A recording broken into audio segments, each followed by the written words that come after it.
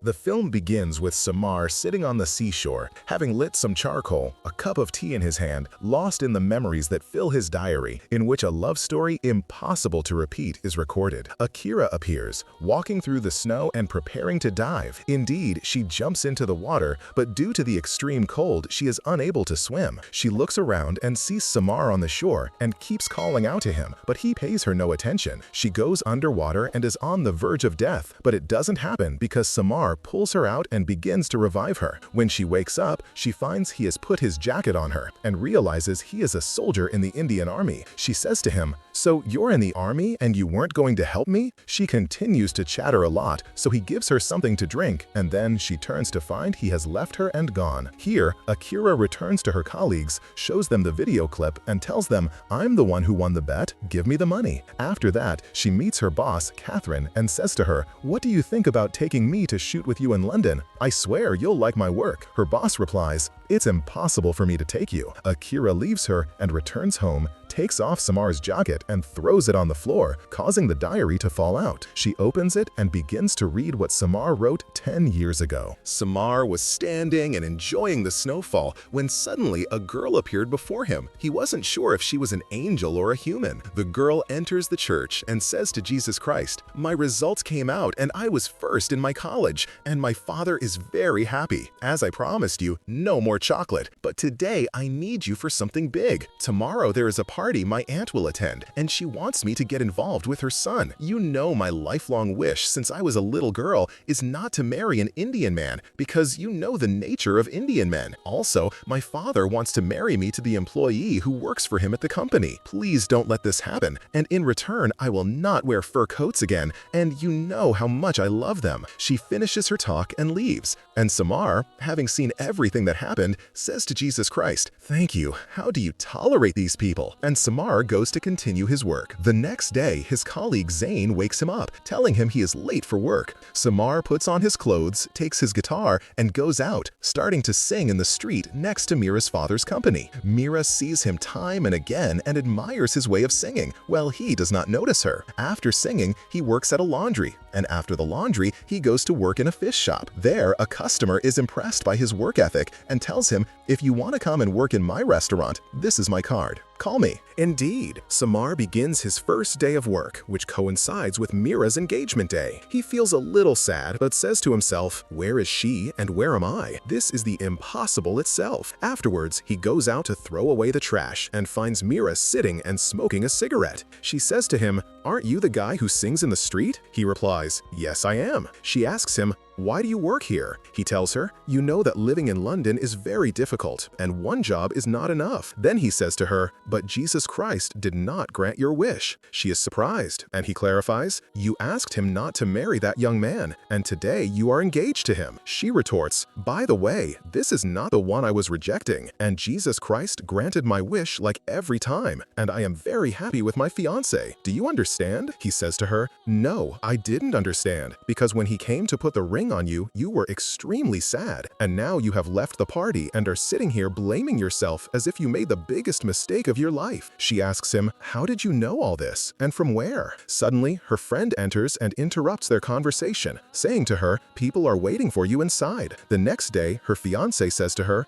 "We want to get married as soon as possible." She tells him, "It's still too early for that." Later, Samar is sitting and collecting the little money he got from the street when he finds Mira extending her hand to him with a lot of money. He asks her, "What is all this money? Who do you want me to kill?" She tells him, "No, I want you to teach me how to sing." He asks her, "And why me specifically?" She tells him, "Because my father is from Jalandhar, in the state of Punjab in India, and he wished that I would speak Punjabi, but I never learned it. I want you to teach me a song in the same Punjabi language you sing in." He says to her, "Look, this money could change my life, but I don't want it, as I don't like to take money for teaching anyone. However, I want you to teach me English and how to become like sophisticated people. I want to become a polite young man, and I, madam, within a month will make you sing better than me. Agreed?" Indeed, the agreement is made and they shake hands. The next day, he begins to teach her singing while she teaches him English. She studies what she learns and he studies what he learns, but he learns quickly while she is a bit slow. When she performs what she has learned for him in the restaurant, he starts to make fun of her, so she pours a glass of juice on him and makes him pay the bill,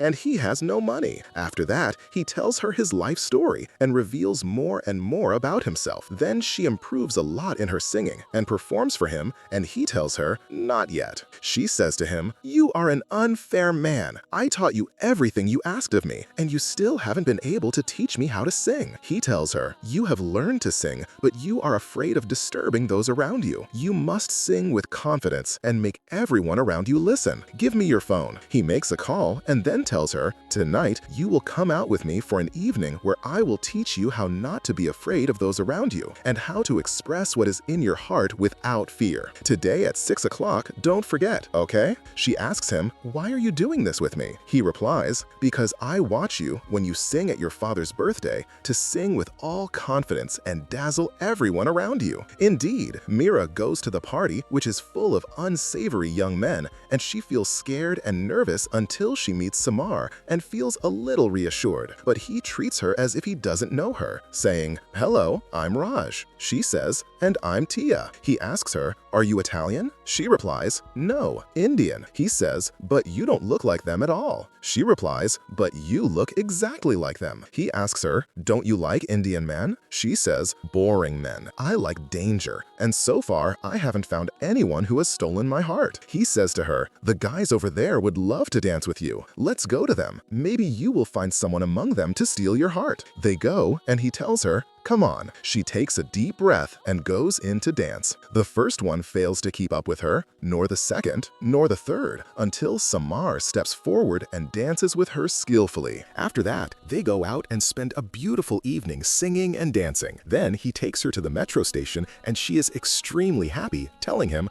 "I have spent the most beautiful days of my life with you." He says to her, "You are now perfectly ready to sing the song at the party, and with that, our journey together has ended. But the problem is that I've become attached to you, and it seems I have fallen in love with you." She says to him, "How? What does that mean?" He replies, "It means I love you. I know you are going to marry that foreign man your father brought for you, and that we will not meet again, but I wanted to confess what is in my heart to you before we part." She is shocked, and the metro arrives. He asks her, "If I came closer and kissed you, would you hit me?" She doesn't answer him, so he gets closer, kisses her, then leaves her and walks away. Her father's birthday party begins, and Mira sings the song Samar taught her, imagining his presence with her, and everyone is mesmerized by her performance. Meanwhile, Samar is at his job, but his heart and mind are with her. 2 days later, he finds that she has returned to him. He says to her, "My God, am I stuck in your mind that much? It's only been 2 days since we parted." She says to him, "When I was young, my mother left home and ran away with her lover when I was 12 years old. My father took care of me and fulfilled all my dreams, and he was ready to sacrifice himself to meet my demands. This is the first time he has asked something of me, and I cannot refuse him. I will marry the person he has chosen for me, and you are the first person in my life to talk to me this way." Then she takes him to the church and says, "We will promise here before Jesus Christ that we will remain friends and nothing more, and if we cross this barrier, may he punish us in his own way." He says to her, "I will not do that, but I promise you that I will not cross my boundaries with you, and I will be just a friend to you and nothing more." She says, "This is not for you, but for me, because I become weak in front of you, and I must do this so I don't make a mistake." Indeed, he does as she says. Then he walks her to her house and leaves her, and they look at each other in utter sadness. The next day, she receives a letter from her mother that reads,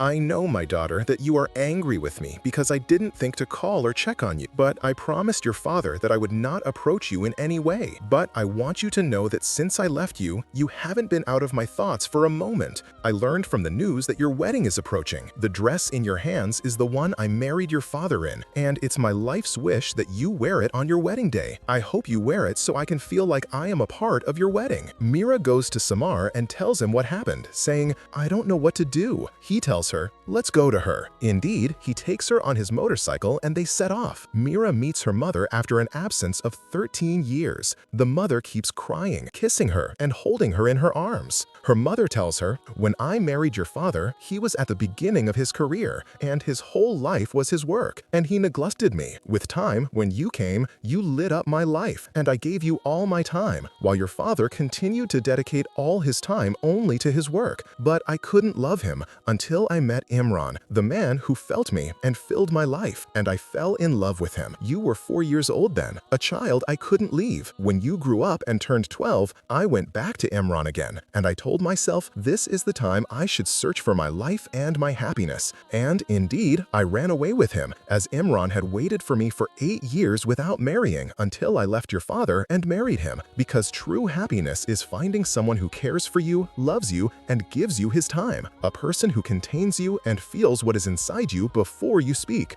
A person who is of the same nature as you and resembles you in everything. Mira says, I have lived my whole life hating you because I misunderstood the situation. I am sorry for having abandoned you all this past period. Then she hugs her. Mira asks Imran, how did you wait for my mother for 8 years without marrying, even though you knew she was a married woman? He answers her, because I believed in the true love between us, and no matter how long the separation, the time would come when we would unite and be together. Afterwards, Mira bids them farewell and leaves with Samar. Midway, Samar stops to get 2 cups of coffee and gives her her cup, but Mira tells him, I love you, and moves closer to him. He tells her, this way we are breaking the barrier between us, but she doesn't listen to him and breaks all the barriers and promises they had made. Samar can't believe what is happening, so he throws the cups and shatters the boundaries. The next morning, Mira runs until she reaches his workplace, finds him standing smoking a cigarette, and hugs him. When he tries to go to work, she pulls him to her again. From here, they spend the most beautiful times and days of their lives together, and their love for each other grows day by day, reaching a stage where they cannot be apart from each other for even a second, and they live in one house. Mira tells him, I will go and talk to my father so you can come and propose to me. He tells her, I will be waiting for you on pins and needles. He leaves her and walks away. As he is walking, he says to her, I love you, not paying attention to the road, and a car hits his motorcycle. Mira feels terrified and says to Jesus Christ, do not punish me like this. Please let him live, and I promise that I will leave him forever and will not approach him in any other way, but please do not let him die. Indeed, the paramedics perform the necessary first aid and Samar wakes up, so Mira leaves him and goes away. Samar is at home, very worried about her because her phone has been off for 4 days. There is a knock at the door, and it is Mira. He asks her, what's wrong with you? Did your father not agree to our marriage? She says, no, I didn't even talk to him. He asks her, then where have you been all this time? She replies, I was praying and supplicating for you to get your life back and not face death again. He asks her, and what was the price? She says that I leave you forever. He is shocked and says, what is this you're saying? She says, I am saying what I believe in. I broke the promise once, and this was the punishment, and I am not prepared to repeat it. I came to tell you that I am getting married, and please leave London and go anywhere else for my sake. She asks him, aren't you going to say anything? He replies, congratulations on your marriage, and I will leave London and not return. Indeed, he leaves a message for his colleague saying, I am leaving London. This is all my money. Take it and invest it and do what we dreamed of. And don't worry, I will come back to take my share. And so, Samar makes the decision to volunteer for the Indian Army, with his job being in dismantling explosives, to face death at every moment in the hope that he will make a mistake with a bomb and die, to prove to Mira that her way of believing is wrong. And we return to the present time, 10 years later, as Akira closes the diary. Akira is moved and her tears flow. She goes to Samar to thank him and give him the jacket, saying, by the way, it's very hard for me to cry, but when I read what was written, I couldn't control my tears. Is what's written the true story? Can a love story like this exist, or is this your own creation? He tells her, consider it a creation and leave me alone. Then he leaves her and walks away. After that, Akira goes to her boss at work and tells her she wants to make a documentary about a soldier in the Indian Army, but her boss refuses. However, Akira manages to convince her of the idea's success. Indeed, Akira obtains a permit and takes it to the soldiers and says to Samar, this is a permit to film what you do, and I will stay with you for 2 weeks. She gets to know the soldiers and begins her first mission. The bombs are inside a car. Samar starts to disable it, but the strange thing is that the activation button is not inside the car, but buried in the ground. He keeps pulling the wire to reach it until he discovers that the button is next to Akira. He keeps shouting at her, but she doesn't hear him because she is wearing headphones, and she is about to step on the bomb's button, but he runs towards her and saves her. He tells her, you cannot continue with us, because whoever is filming must be trained. But Akira tells him, I will not leave, and I will continue with you even if it costs me my life. Indeed, she continues with them, and Samar is sitting by himself singing. Akira starts filming him and is moved when she sees him singing while hugging the diary, and at that moment, she falls in love with him. While listening to the video at night, she tells him,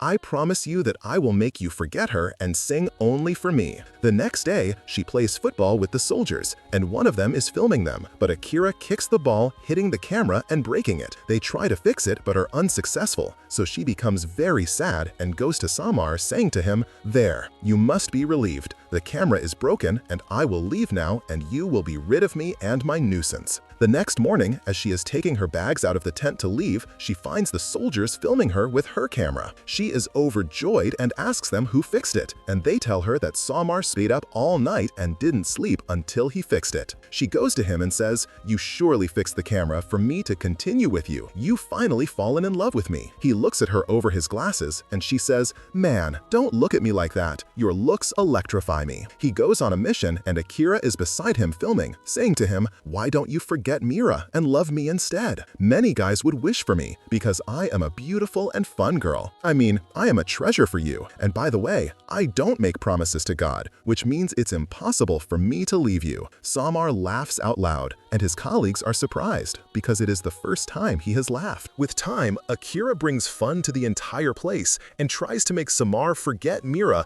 and pull him out of the state of depression he lives in. Then she starts singing and dancing with the soldiers and turns the camp into something like a dance club. Samar shouts, "What is happening here?" And suddenly he dances with her and everyone is happy. Akira's journey begins to end, and while filming him, she asks, "Why don't you wear the protective suit when you dismantle bombs?" He answers, "The suit's job is to protect us from death, but as for me, I live every day as if I am dying, and if I die from an explosion, I will die once and the pain of life will end." Akira turns off the camera, and this is her last day. Samar leaves her and walks away, so she calls after him, saying, I love you madly, I love you from my heart. Don't say anything. I know it's impossible for you to love me, but I really fell in love with you, and this is the first time this has happened to me in my life. I have never chased after anyone, but I couldn't stop my heart from loving you." He tells her, "Don't you dare love the way I did, because if your smile disappears from your face, this world will become a sad place." Then he leaves her and walks away. The next day, Akira bids farewell to the soldiers and goes to say goodbye to Samar, telling him, "Don't hug me, I want a kiss." He kisses her on her forehead. She says, "Is this the kiss?" He replies, "This is what I can do. I'm still learning." Akira leaves and shows the film to her boss, who listens to it and cries, telling her, "Your film has been accepted." Akira is overjoyed and hugs her, but the boss asks for Samar's presence to be necessary to ensure the story is real and not a figment of imagination. Akira tells her, it is impossible that he will agree to come to London. The boss says, "If he does not come, consider the film rejected. You have 24 hours for him to be here." Indeed, Akira calls Samar and tells him, "The film has been accepted and the company will sign a contract with me for an initial amount of $25,000. He says, "Good, you will make me famous before I die." She says, "But there is a problem. This will not happen unless you come here yourself. For my sake, this is my life's dream." He tells her, "You know I can't come. I'm sorry." Akira becomes very sad, but Samar calls her again and says, "Hey girl, I'm standing at the channel. Where are you?" She says, "I'll be there the second,"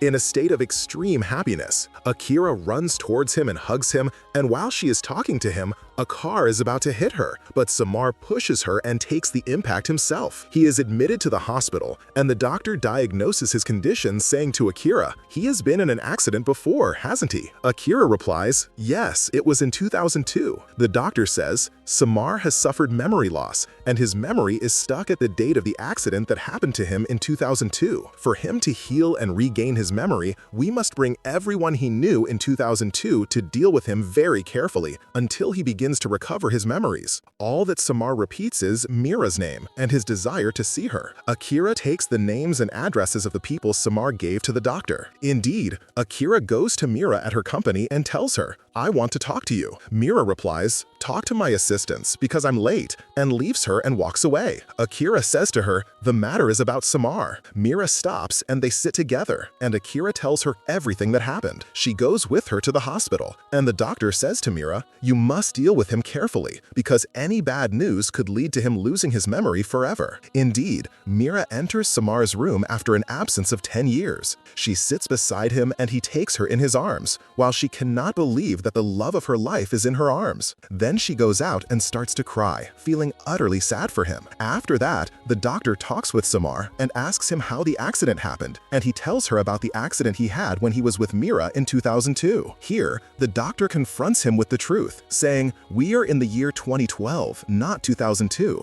which means that 10 years have passed since the accident you were talking about, and you are currently suffering from temporary memory loss, and very soon your memory will return to you. Samar is shocked and asks Mira, when did we get married? I don't want you to leave me for even a moment. An agreement is made between Mira, the doctor, and Akira that he must believe he is married to Mira because any shock would be a disaster for his memory. Mira agrees. Then he goes to Mira's house thinking she is his wife, and indeed, Mira begins to care for and look after him. He wants to treat her as a wife, but Mira tells him the doctor has forbidden it. He looks at his reflection in the mirror and says to her, but I have grown old and my appearance has become ugly, while you have grown up and become more beautiful. Then he takes her in his arms and says, why do I feel as if many long years have passed without seeing you, and I feel that I just want to hold you in my arms. The days pass and Samar is in the metro, where there is a bomb, and everyone is running away. Samar heads towards the bomb and begins to dismantle it, and at that moment his memory returns and he succeeds in defusing the bomb. After that, he goes to Mira in the church and tells her, well done, you acted your part well with me. Isn't what you did to us all these past years enough? I am going back to the army again, and if I live 1,000 years,